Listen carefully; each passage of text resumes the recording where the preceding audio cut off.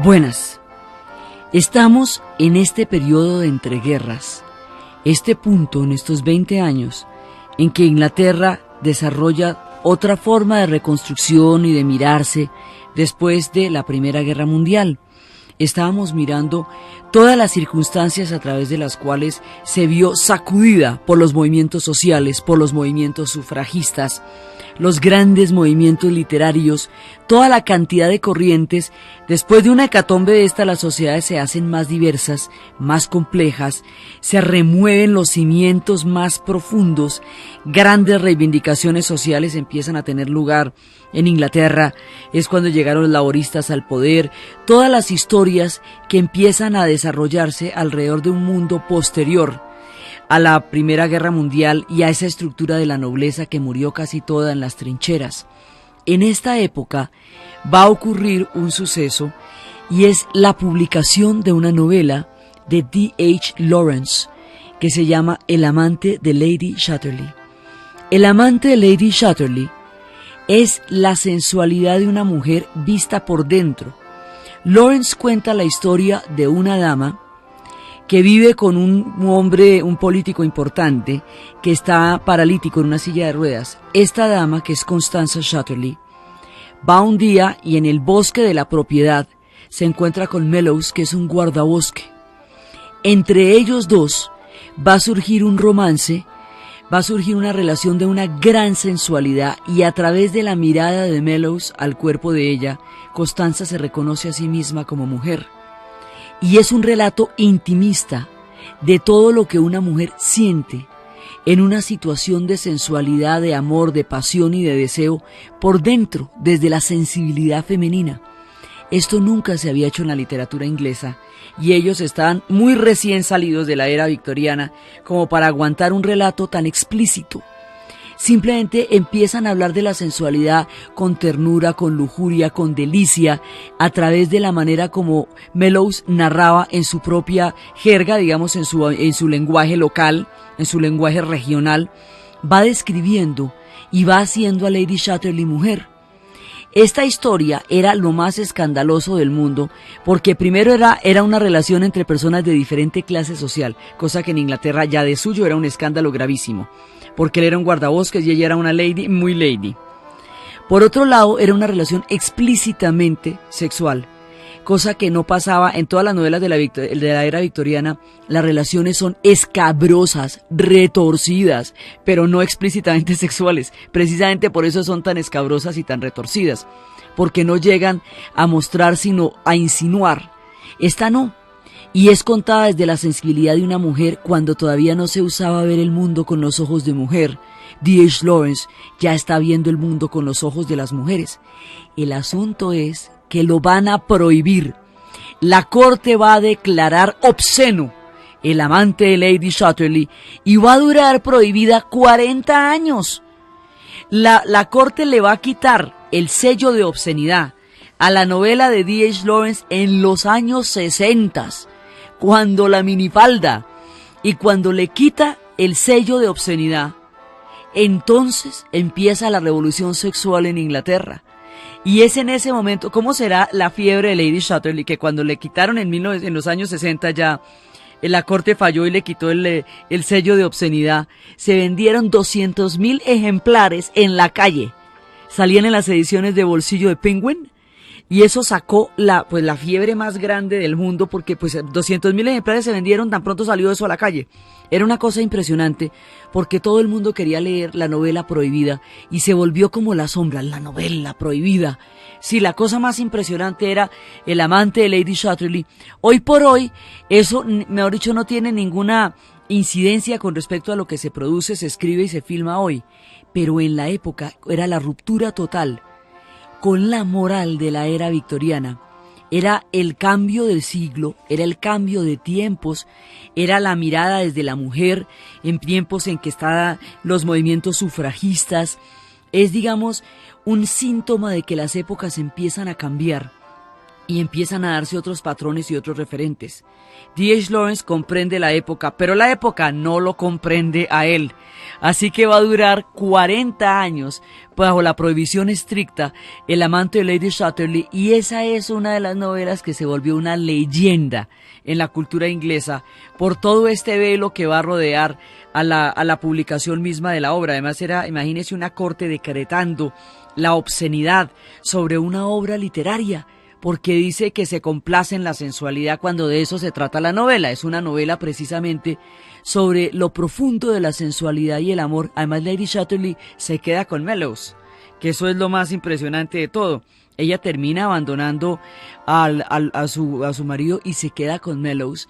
Y esto era, digamos, en la era victoriana, esto era una cosa impensable, que alguien pudiera cambiar el rumbo de su vida y tomar decisiones distintas a aquellas para las cuales había nacido en una sociedad casi inamovible, como era legendariamente la sociedad inglesa. Usted, de la clase social donde nacía, ahí tenía que morir. No existía un concepto de movilidad. Y aquí sí se plantean conceptos de cambios, que la gente puede transformar su vida, que las mujeres pueden apersonarse de su propia vida. Eso de por sí era muy atrevido. Entonces nos están marcando esta época, los cambios en la percepción y en la sensibilidad femenina que nos permite Lawrence en una mirada profunda sobre lo que es ser mujer. Y él es un hombre que logra entender esa sensibilidad desde lo profundo y hacerla visible en una novela que sería legendaria en la historia de las letras y la cultura de los ingleses. Mientras tanto, en las noticias del imperio está teniendo lugar una de las epopeyas, si no la más importante de todo el siglo XX en términos de evolución espiritual planetaria. Los ingleses van a recibir una lección que por dárselas a ellos se le darán al mundo entero, y ellos no podrán creer lo que va a pasar. Un hombre que había nacido en la India y había vivido en Sudáfrica llegaría en estos años a la India y empezaría la campaña de independencia. Mohandas Karamashid Gandhi, hijo de padre hindú y madre musulmana, este hombre va a entender lo que es la hibridación, lo que es la tolerancia. Este hombre, Gandhi, se graduó como abogado en Sudáfrica, y en Sudáfrica va a vivir todos los matices de la segregación en Sudáfrica hasta el 92. Hasta 1992 es el acto de vergüenza planetaria más grande que uno se puede imaginar. No existía en esa época el apartheid como paquete legal, pero sí existía en la vida cotidiana. Entonces él va a ver cómo en Sudáfrica están segregados, los blancos tienen un mundo aparte, y cómo los negros están totalmente marginados, y los hindúes, que eran una minoría importante en Sudáfrica, están también en unas condiciones de exclusión. Entonces, la primera vez que él, con su título de abogado, lo bajan del tren, el tipo dice: no, pero yo me muero de la pena, yo vengo de una civilización antigua y poderosa, ¿quiénes son ustedes aquí para bajarme? Y empieza a darse cuenta de lo que es la segregación. Y es en Sudáfrica donde empieza a desarrollar las condiciones de la lucha. Él es abogado, luego va a entender todo el sistema legal inglés. La Sudáfrica en la que él vive es inglesa, y la India en la que él va a independizar también es parte de la colonia británica. Así que él va a entender cómo piensan los ingleses en términos legales. Y es de las ideas también de libertad que los ingleses mismos generaron, sobre las cuales él va a representar su propia proyecto. Digamos, él entiende el contenido libertario de los códigos ingleses, y eso mismo lo va a usar para explicarle a los ingleses por qué ellos tienen derecho a la libertad. Su inspiración viene de muchas partes. Viene de Henry D. Thoreau. Henry D. Thoreau es uno de los filósofos pragmáticos de Norteamérica de finales del siglo XIX, que en la época de la guerra de los Estados Unidos contra México considera que es un acto de fuerza injustificado e injusto que los norteamericanos le vayan a quitar, como efectivamente le quitaron 3/4 partes del territorio a México. México sigue siendo un país gigantesco, pero le quitaron todo lo que es el sur, todo lo que es Texas, lo que es California, lo que es Nuevo México, toda esa parte se la quitaron en la guerra en la cual lo desprovieron de estos territorios. Thoreau va a considerar que esto es un acto de fuerza que no puede ser justificado por discurso ninguno. Como no está de acuerdo con la guerra, no paga impuestos. Y como no paga impuestos, un día lo llevan a la cárcel y él dice que él no paga impuestos porque no está de acuerdo con la guerra y si los pagaría sostendría una guerra en la cual no cree. Entonces, estando en la cárcel, él escribe los ensayos sobre la desobediencia civil. Y los ensayos sobre la desobediencia civil son un punto en que plantean que cuando las leyes enloquecen, usted tiene que tener parámetros morales para entender cuál es la razón o la justicia de una ley. Si hay una oposición entre la ley contractual y la ley moral, tiene que primar la ley moral, porque la ley moral es la irreductibilidad del espíritu del hombre. Porque cualquiera se puede volver loco y promulgar la ley más rara, y si usted no tiene patrones éticos por dentro, puede terminar obedeciendo a los tiranos más abyectos. Entonces, él desarrolla la idea de la desobediencia civil como un acto en el cual el individuo se rebela contra algo que lesione su dignidad y su integridad como ser humano. Esto es, digamos, el argumento contrario a la obediencia debida, que es lo que gravita detrás de todos los procesos de tribunales de guerra que se están dando ahora. Y es que usted cometió atrocidades porque obedeció órdenes. Dice, no, eso no puede ser así. No hay ninguna orden que usted obedezca que lo lesione como ser humano, porque si usted la obedece, es tan personalmente responsable como aquel que le da la orden a usted, porque usted la ejecutó y usted es un ser libre. Y usted es responsable de todos sus actos y de todo lo que ejecuta y hace.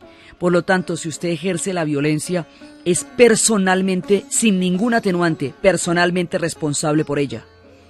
Entonces, con estos, digamos, con estos parámetros, Gandhi va a tomar los ensayos sobre la desobediencia civil de Thoreau, el derecho inglés y la espiritualidad profunda de la India. Entonces, Gandhi va a llegar a la India y empieza, lo primero que hace es recorrerla toda en tren. La va a recorrer por todas partes hasta saber cuál es el país que él ha ido a llevar a la independencia. Entonces empieza a mirarla en todas sus regiones, en todos sus villorrios, en toda su diversidad, su heterogeneidad. La India tiene 1000 naciones por dentro y él las va a conocer, y es a esas 1000 naciones que el alma grande les va a hablar.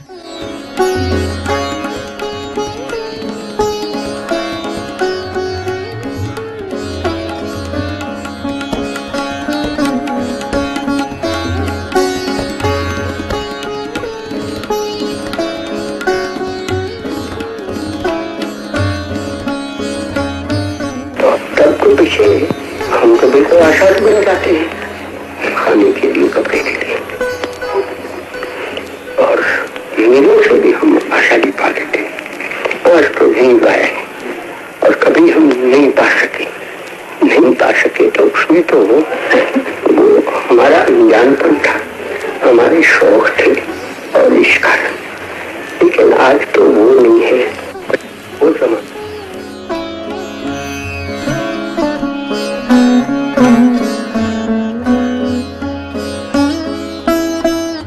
Gandhi sale de Sudáfrica y llega a la India y la recorre toda. Y al recorrerla toda, se da cuenta de cómo es su país. Duerme con ellos, come con ellos, conoce su miseria, conoce su pobreza, conoce su exclusión. Y sobre un modelo real de un país que conoce profundamente, empieza a plantear la campaña de independencia.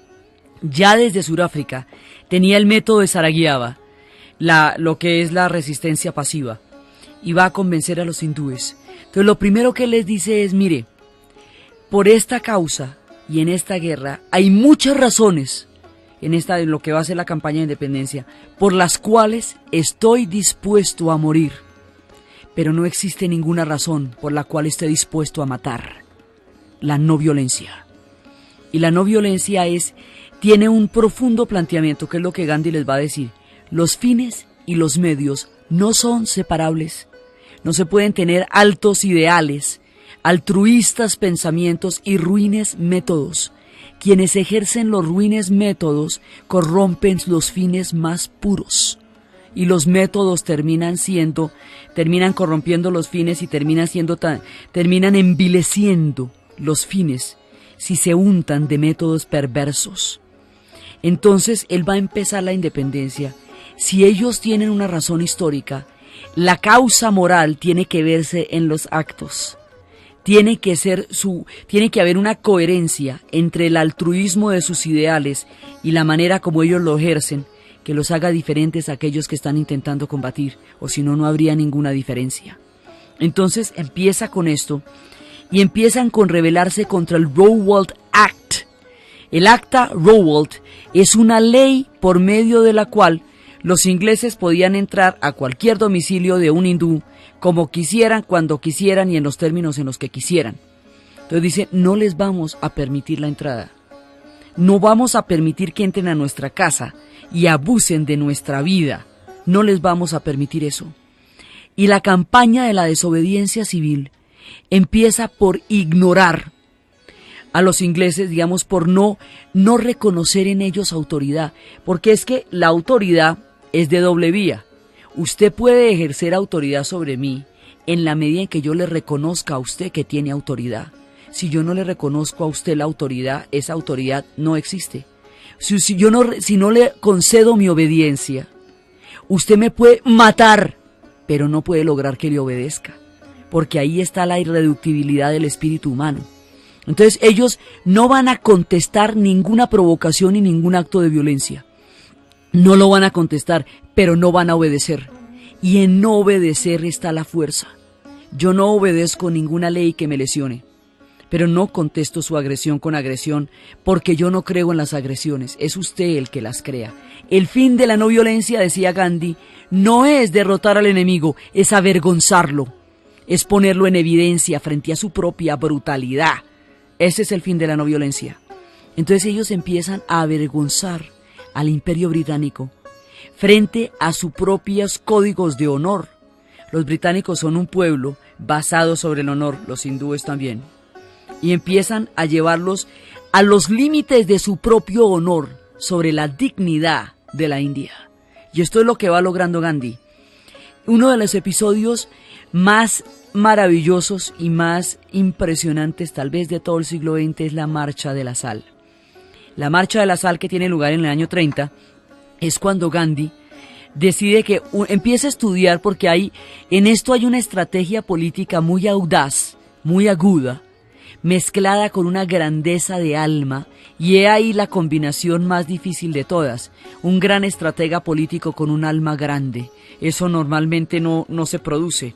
Entonces, él entiende los códigos en que funciona la estructura colonial, y la estructura colonial funciona por monopolios. La razón por la cual usted es colonia es porque usted no produce lo que necesita, es porque lo que usted necesita lo producen otros. Usted simplemente alimenta la producción de los otros y está subordinado como economía a los otros. Entonces, ¿cuál era el monopolio? Uno de los grandes monopolios ingleses, la sal. No se podía producir sal en la India, siendo la India un país que tiene 6.000 kilómetros de costas. Entonces, eso es un subcontinente. Entonces el tipo dijo, mire, lo que hay que hacer es romper el monopolio de la sal. ¿Por qué la sal es importante? Porque antes de que existiera la refrigeración, los alimentos solo se pueden conservar con sal y con especias. De resto no más. Ellos especias las tienen todas, les salen de los árboles. Pero la sal, que es tan importante para las carnes y para todo eso, era un monopolio que tenían los británicos con la arbitrariedad del poder de quien ejerce un sistema colonial. Entonces lo que hay que hacer es sacar sal del mar. Y le cuenta a los hindúes, voy a sacar sal del mar. Y empieza la marcha.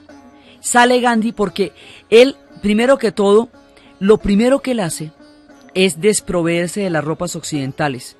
Porque las ropas occidentales no solamente no dicen nada para la campaña de independencia, sino que son el otro monopolio de los ingleses, la manufactura textilera. Entonces, los textiles, que es a partir de lo cual ellos desarrollaron la revolución industrial, a partir del telar mecánico, a partir de todo eso, es que los ingleses desarrollaron la potencia que ellos son, es alrededor de la industria textil. Entonces, Gandhi lo primero que le dice a los hindúes es, abran el closet, saquen toda la ropa occidental que tengan ahí y quémenla. Y si después de eso no les queda sino un trapo para ponerse en el cuerpo, llévenlo con dignidad. Y ellos salen y queman todas las manufacturas inglesas. Rompen el monopolio de las telas. Gandhi enseña a la gente a volver a trabajar la rueca que ancestralmente los hindúes habían manejado durante milenios. y hacer sus propias telas en sus propios colores. Y hoy por hoy la manufactura hindú atraviesa el mundo entero. Hoy por hoy todos conocemos el esplendor de las telas de la India donde están reflejados sus soles. Gandhi le enseña al pueblo a recuperar su ancestral industria textilera. Entonces él se ha quitado las ropas occidentales, se ha puesto ropas que él mismo ha tejido en la rueca. Y con esas ropas, primitivas desde el punto de vista inglés, va adquiriendo este aspecto de un hombre flaquísimo, famélico, vestido con ropas hindúes que los ingleses ven como harapos. Este hombre coge su bastón, coge sus trapos que tiene puestos, sus ropas hechas de algodón, y con ellas empieza a caminar. Y empieza a caminar a sacar la sal del mar. Y empieza este hombre a caminar, y miles, primero, y cientos de miles de personas se empiezan a unir a él. Él va caminando y su fuerza va llevando a los hindúes a unírsele. Y por todos los pueblos y por todos los lugares donde él va pasando, la gente va dejando lo que va haciendo y lo va siguiendo y lo va siguiendo y todos lo van siguiendo hasta llegar hasta la costa. Es una marcha de más de 1000 kilómetros para llegar a la costa. Después, cuando llega a la costa, en el momento en que ya el pueblo entero lo sigue, él va apelando al espíritu, al alma de los hindúes, y el alma de los hindúes contesta al alma de Gandhi, y lo van siguiendo, y es cada vez mayor la multitud, y es cada vez mayor la fe con la que la gente sigue a este hombre que lleva las grandes enseñanzas. Cuando llega a la costa, hay un gran piquete de soldados británicos, apaleando sistemáticamente a todos aquellos que intenten avanzar a sacar la sal del mar. Y los golpean durante 8 horas, pero son miles y son millones. Y sobre todo es la voluntad de un pueblo. Cuando un pueblo expresa su voluntad de manera colectiva, de una manera vibrante, ya no es detenible. Ya nadie lo puede echar atrás. Entonces, en ese momento, empiezan a golpearlos, pero siguen. Se levantan y siguen. Se levantan y siguen. Usted no responde a la agresión, pero no obedece. Usted va a sacar la sal del mar, la saca. Si, independientemente de que lo golpeen o no, digamos, la idea es que la violencia no quebranta la voluntad, porque la voluntad es más fuerte que el ejercicio de la violencia. Y eso eso va derrotando la moral del otro, porque usted lo que ve es que se está enfrentando a una fuerza inquebrantable, a la irreductibilidad del espíritu humano, y que los palos y que la represión no pueden nada contra ella, no la quebrantan ni la amedrentan. Entonces los van golpeando y ellos caen, pero vienen otros, y ellos caen, pero vienen otros, y al cabo de 8 horas, finalmente, Gandhi saca un puñado del sal del mar, y ahí, en esa sal que va cayendo de sus dedos, que se va deslizando, ahí empieza a romperse el imperio británico. En las manos de Gandhi, ahí empiezan los días en que el imperio británico va a morir. Entonces, en ese momento pierde la legitimidad frente al alma de Gandhi. Y de ahí en adelante se van a enfrentar a una lucha que ellos no saben cómo llevar, porque Gandhi los va a poner una y otra vez en evidencia. Va a poner su brutalidad, va a poner su dominación y su segregación en evidencia frente al alma grande de los hindúes, con toda la riqueza ancestral de un pueblo de 7000 años, que ha inventado en materia de religiones un patrimonio espiritual gigantesco para toda la humanidad. Con esa fuerza, Gandhi va a independizar a la India, y su determinación es tan inquebrantable como la voluntad del pueblo que lo va a seguir.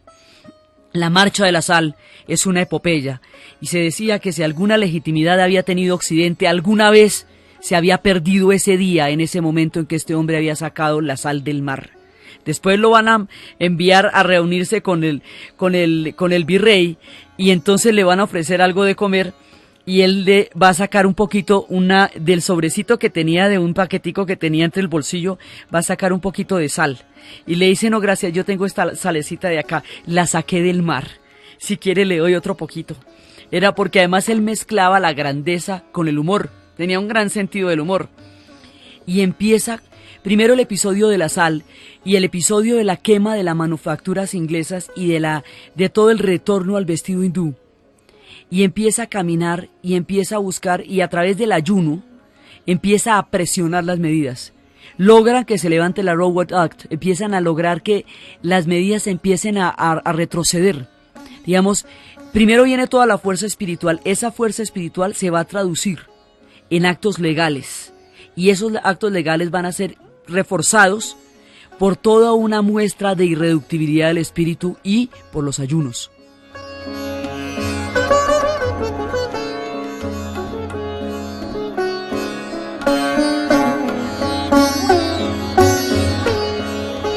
Gandhi presiona las campañas a través del ayuno. Y lo que no lograban en Inglaterra, porque en Inglaterra cuando se hacían los ayunos los dejaban morir de hambre sencillamente, como pasó con las sufragistas y pasaba con los irlandeses cuando entraban en rebelión, Gandhi sí logra con los ayunos tumbar las leyes. Empieza a ayunar. Y con el ayuno, él desarrolla un nivel de resistencia interior profundo. Inclusive él tiene todas las instrucciones sobre cómo ayunar. Entonces, cuando usted va a ayunar, va a hacer una huelga de hambre, usted no puede trabajar, tiene que quedarse quieto, tiene que quedarse acostado para no consumir energía. No puede pensar en comida, porque pensar en comida lo mata. Tiene que elevar el espíritu a otro plano y estar pensando en otras cosas para que la comida no empiece a mortificarle, la falta de comida no empiece a mortificarle el cuerpo y empiece a templar el espíritu. Porque la idea es que usted tiene una causa tan poderosa que el cuerpo la sigue. Y si eso pasa por los ayunos, el cuerpo lo sigue, porque la causa es lo suficientemente fuerte. Entonces él empieza, a través de las huelgas de hambre, cada vez que ayuna, logra cambiar leyes, logra cambiar cosas. Ahora, el nivel de represión que se va a dar contra los hindúes es absolutamente vergonzoso. Y va a pasar por una matanza en la cual los metieron en una especie de, como en un estrecho, y ahí hubo la orden de disparar hacia la multitud en la zona más densa, más poblada, y mataron una gran cantidad de gente simplemente porque no pudieron alcanzar a meter un cañón con el cual dispararle a todos. Entonces la respuesta británica es brutal, todo el tiempo es brutal, es la represión, son los arrestos. Los arrestos, ellos voluntariamente se subían a los camiones. Cuando llegaban a arrestarlos, los hindúes se subían a los camiones sin ningún problema. Ellos no resisten, pero no obedecen. Entonces, iban voluntariamente, pero hubo muchas matanzas, hubo muchísima represión, y cada vez que un acto de estos se cometía, quedaba más en vergüenza la Gran Bretaña. Cada vez que esto pasaba, quedaban más enfrentados a su propia brutalidad, y los hindúes mostraban la grandeza de su alma y la grandeza de su lucha. En un momento dado, los británicos le van a preguntar a Gandhi, ¿y usted qué quiere? ¿Que nosotros nos demos media vuelta y nos vayamos? Y Gandhi le dice, pues sí, efectivamente, en el final, eso es lo que van a terminar haciendo. ¿Sí que quiere? ¿Que nos vayamos caminando de la India? Pues sí, ustedes se van a ir caminando de la India, porque la India ya no les pertenece, la India ya no es suya. 450 millones de habitantes decidieron que ya no son súbditos de los británicos, porque ser súbdito es una condición mental, y ellos deciden que ya no son súbditos de los británicos y deciden ignorarlos. Y cuando a usted lo ignoran 450 millones de personas, eso por lo menos es incómodo. Que no lo saluden y no lo miren por la calle, eso por lo menos es incómodo. Se sacan la dominación de la cabeza. Gandhi entiende que hay una cantidad de factores subjetivos que el espíritu sí puede domar. Que usted se puede sacar el miedo de la cabeza, que usted se puede sacar la subordinación de la cabeza, que usted se puede sacar la esclavitud de la cabeza, y que cuando usted se saca eso de la cabeza, a usted ya no domina nadie, porque le han hecho creer la dominación, el miedo o la subordinación, que usted se ha vuelto subordinado. Si usted deja de creerlo, esas cosas dejan de existir, y eso fue lo que él probó. Entonces empieza toda la campaña, y va pasando por todas partes, y va ayunando, cada vez que sea necesario va ayunando.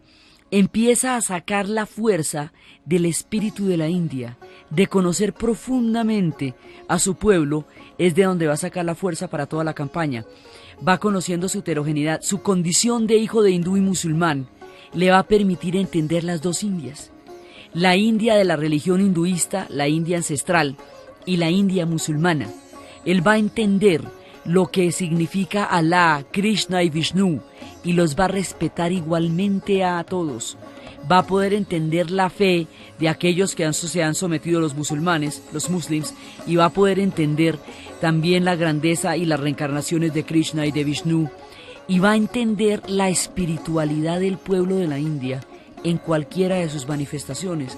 Por eso lo van a seguir los hindúes y lo van a seguir los musulmanes, porque él le está hablando a lo sagrado que hay en ellos. Gandhi tiene un espíritu, pues es tan grande que su alma la llamaban alma grande, Mahatma, el alma grande. Entonces, él va a hablar a la espiritualidad, a lo que hay de sagrado en los hindúes. Y los hindúes son un pueblo que tiene una profundísima espiritualidad. Es una de sus características más importantes como civilización, y allí radica su grandeza, en su profundidad espiritual. Es de la fuente de la profundidad espiritual de los hindúes que Gandhi va a tomar los elementos para pedirle a su pueblo la desobediencia civil. Esta desobediencia civil es el reflejo político de una decisión del espíritu. Por eso es inquebrantable. Eso es lo que Gandhi entiende y le hace ver a su pueblo. Entonces empiezan todas las marchas y la gente lo va siguiendo. Y empieza, digamos, hay una serie de intelectuales en ese momento que es Pandit, que es Nehru, que es Jinnah, que son diferentes personas, algunos de ellos muy influidos de la cultura inglesa, que quieren un modelo mucho más modernizante, mucho más occidental. Hay muchas tendencias sobre el proyecto de la India que se quiere cuando sea independiente, pero todo el mundo está de acuerdo en la grandeza del alma del Mahatma, y todo el mundo lo sigue. Más adelante las disputas sobre qué tipo de país va a ser la India van a ser muy amargas, pero eso se va a presentar en su momento cuando ya enfrenten la independencia como hecho. Por ahora están en la fuerza del espíritu. Entonces es muy importante entender que en el tiempo en que se hablaba de que la violencia era la partera de la historia, y en el tiempo en que se hablaba de que la guerra era la política por otros medios, y que los fines y el fin justifica los medios, cuando la barbarie de la Primera Guerra Mundial está muy reciente todavía en este momento, la carnicería que llevó a toda Europa a las trincheras.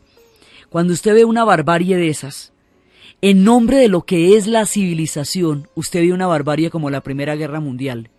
Y en nombre de los que son supuestamente los colonizados, los que eran del otro lado del mundo, usted ve un enaltecimiento como Gandhi. Usted dice, bueno, un momentico, ¿qué es civilización? O sea, ¿qué es civilización?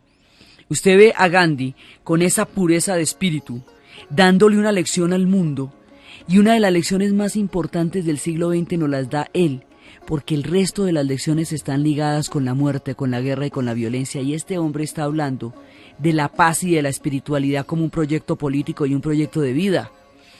Y eso no se había planteado en esos términos, y lo demuestra movilizando 450 millones de personas alrededor de un mismo canto espiritual, el canto de la dignidad de la India frente a la dominación de los británicos, y los va acorralando, sencillamente los va acorralando. Los británicos se van viendo en fuera de lugar, los ponen fuera de lugar siempre. Churchill le tendría después una piedra espantosa porque decía que siempre lo dejaba de malo. No importaba qué hiciera, quedaba de malo. Uy, le parecía un viejo zorro. La cosa más impresionante porque siempre lo lograba poner en fuera de lugar. Gandhi no pierde la serenidad, no pierde la razón por la cual está luchando. Y entonces en esa medida los demás se pueden tropezar contra sus propias violencias. O sea, él hace que los demás se enfrenten a su propia violencia, que se enfrenten a su propia mezquindad y a su propia arrogancia. Y utiliza la misma arrogancia de ellos utiliza la arrogancia en contra de ellos. Su arma es la humildad. Y frente a un personaje que tenía, digamos, ese carácter tan tosudo de Churchill, la humildad como arma es demoledora, porque lo desarma. Él les desarmaba la arrogancia, les desarmaba todo ese sentido de orgullo de nación que ellos los alimentaba para justificar su presencia en la India. Les va a quitar de la cabeza, fíjese cómo es de difícil tratar de quitarles de la cabeza que la India es una posesión británica, cuando todo el imperio británico estaba montado sobre la India.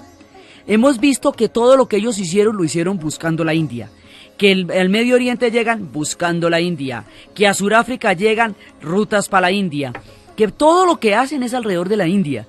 que la India es el centro del Imperio Británico, tanto que Churchill decía ya en las posprimerías de lo que sería la independencia de la India va a asestar un golpe brutal al Imperio Británico, a Inglaterra, la convertirá en un país insignificante.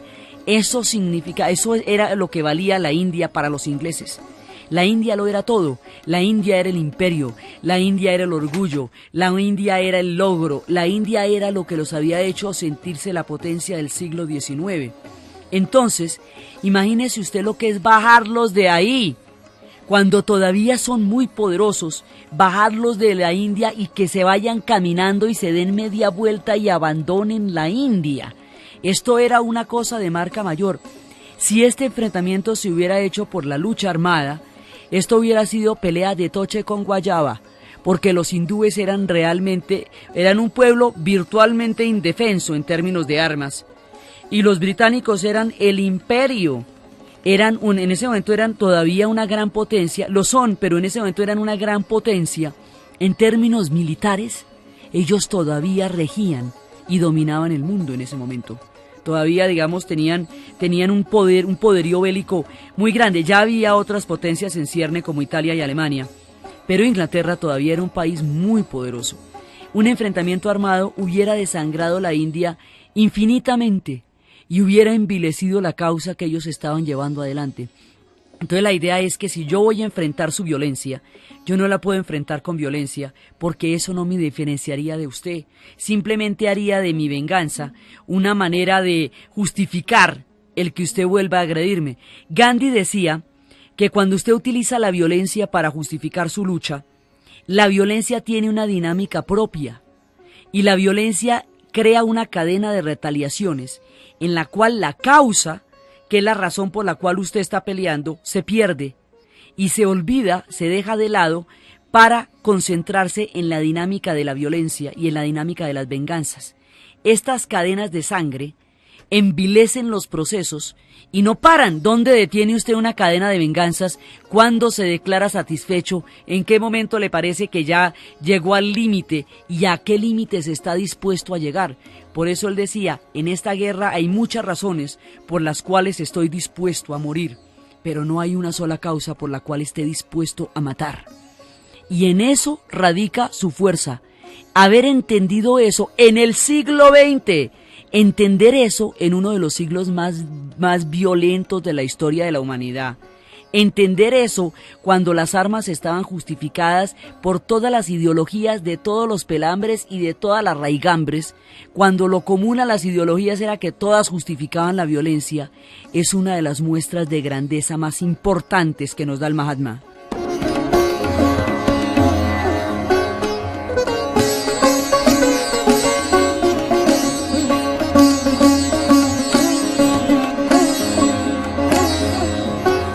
Gandhi está enseñando la lección del siglo XX, la lección de la no violencia. Más adelante lo va a seguir en otra latitud, en otra dimensión, Martin Luther King. Pero la dignidad como irreductibilidad del espíritu humano nos la va a enseñar Gandhi. Y sigue su lucha. Gandhi sigue mostrándole a los ingleses cómo se puede desafiar a partir de la humildad. Gandhi desarrolla el poder de la humildad y hace de la humildad una fuerza inquebrantable. Es un hombre completamente austero, está desprovisto de todo y está buscando la fuerza del espíritu. Y frente a eso ellos no pueden hacer nada. Los británicos empiezan a sentirse acorralados por una fuerza a la que nunca se habían enfrentado jamás.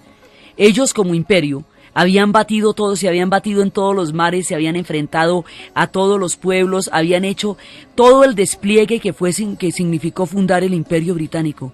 Y ahora se veían inermes frente a un hombrecito vestido con trapos de algodón y parado con un cayado, mirándolos con una fe inquebrantable.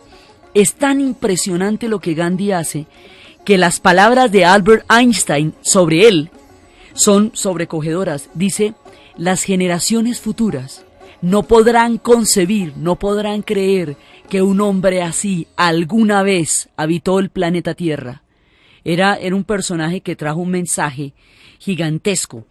Entonces él empieza a avergonzarlos y a acorralarlos y a debilitarlos políticamente frente al mundo, porque lo que se muestra es una historia de un pueblo prácticamente indefenso, vestido con su propio espíritu, frente al mismísimo imperio británico. Y el imperio británico, con toda su pompa, su simbología, con toda su arrogancia y con todo su poderío bélico, no puede nada frente a este hombre indefenso. Entonces ellos no entendían la naturaleza de lo que estaba pasando.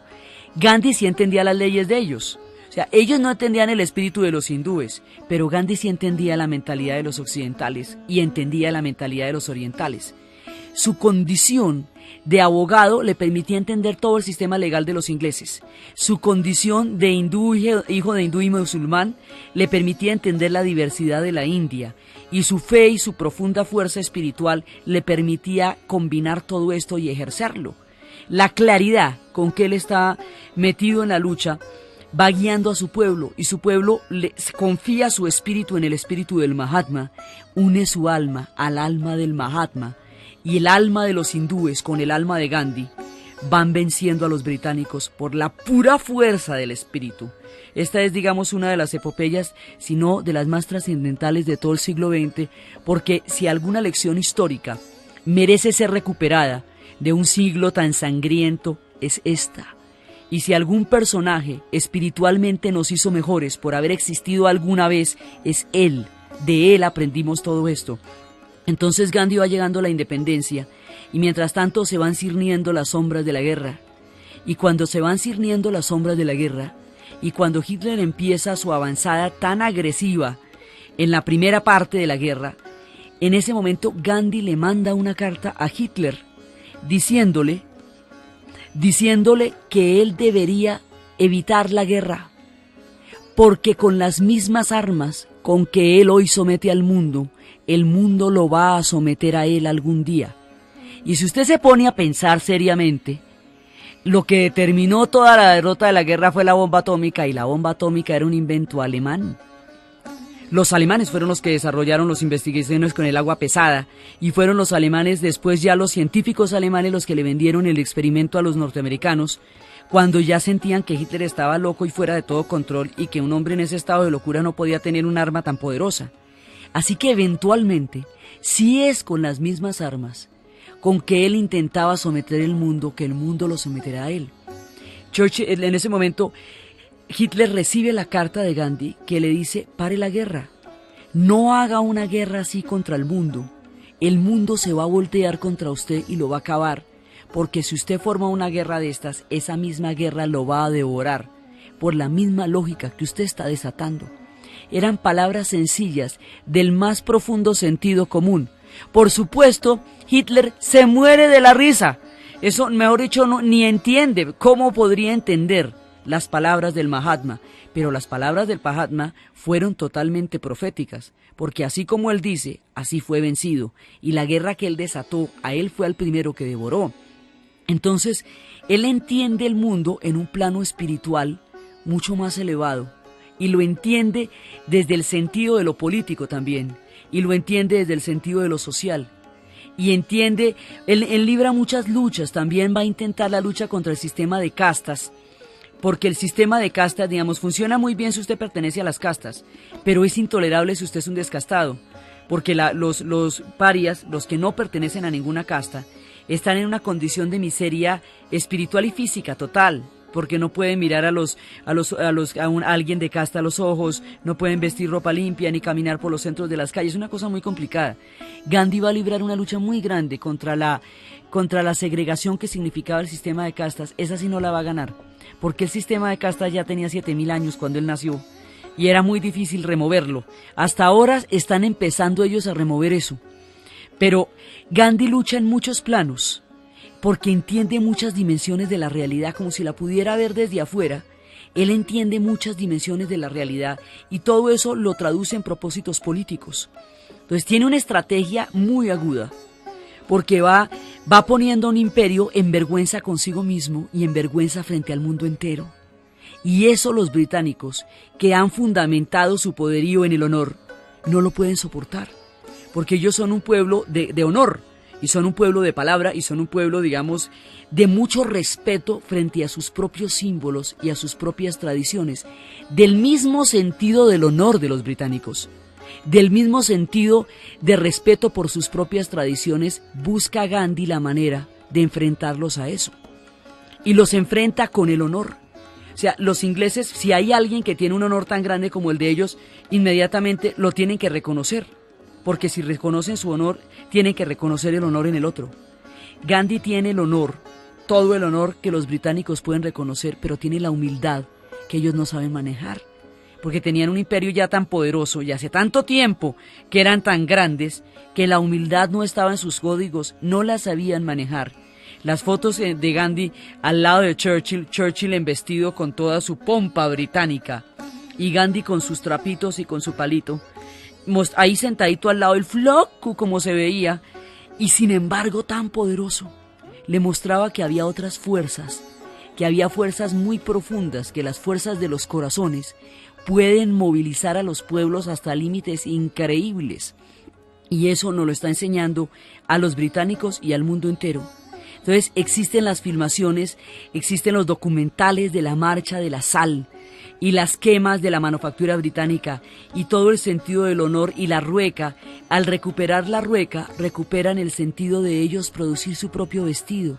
Si usted se puede vestir con lo que sus manos producen, su cuerpo está vestido de sus propias manos, de su propia humildad. Y de ahí sale la industria textilera de la India. De las mismas tradiciones los hace sentirse a gusto con ser hindúes, los hace sentirse amados por sus propias tradiciones, que no les avergüence sentirse hindúes, que no les avergüence sentirse que su cultura es propia y diferente. Empieza a trabajar un sentido también de valía a través de la fuerza espiritual. Los hace sentirse dueños de un espíritu que ellos poseen, lo suficiente como para movilizarlos. Cuando todo esto está sucediendo, las sombras de la guerra se han cernido sobre Inglaterra. Después vamos a ver poco a poco cómo Inglaterra se vio atrapada por la Segunda Guerra Mundial y cómo después de la Guerra Relámpago, Inglaterra queda solitica peleando contra los nazis, y cómo va a librar una resistencia absolutamente heroica. La resistencia que los británicos van a tener durante la Segunda Guerra Mundial es una épica. Y cuando los británicos están en el filo del peligro, cuando ha caído toda Europa, cuando las bombas empiezan a asediarlos, cuando un pueblo entero se une para tratar de salir adelante y sobrevivir, cuando llega la hora más aciaga, más dura, más difícil de toda la historia de Inglaterra, la Segunda Guerra Mundial, Gandhi le manda una carta a Churchill en la que le dice: no tiene honor quien ataca a un enemigo en peligro.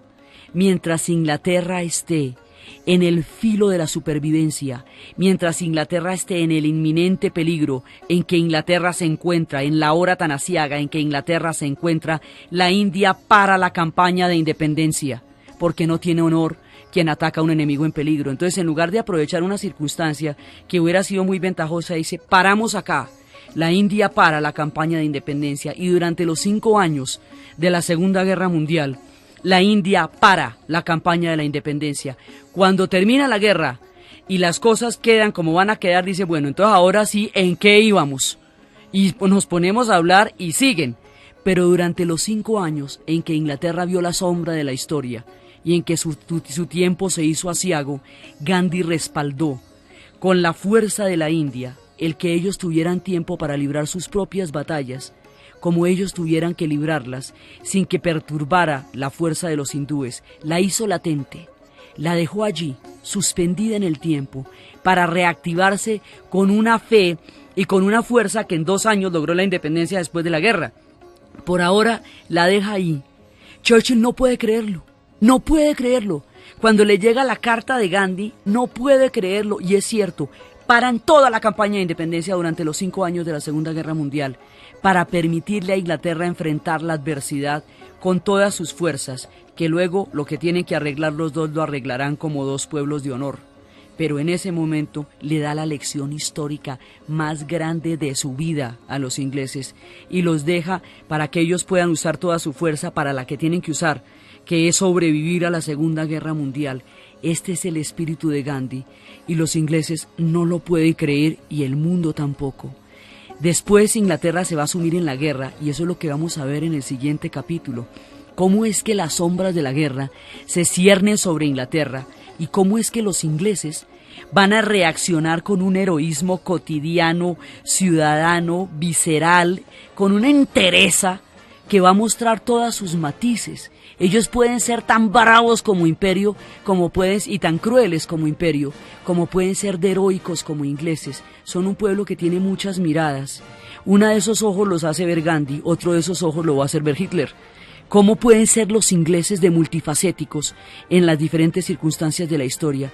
Nos vamos a meter después en el mundo de los sombras. Los bombardeos llegarán sobre la ciudad de Londres y ellos conocerán el terror de los subterráneos y de las sirenas.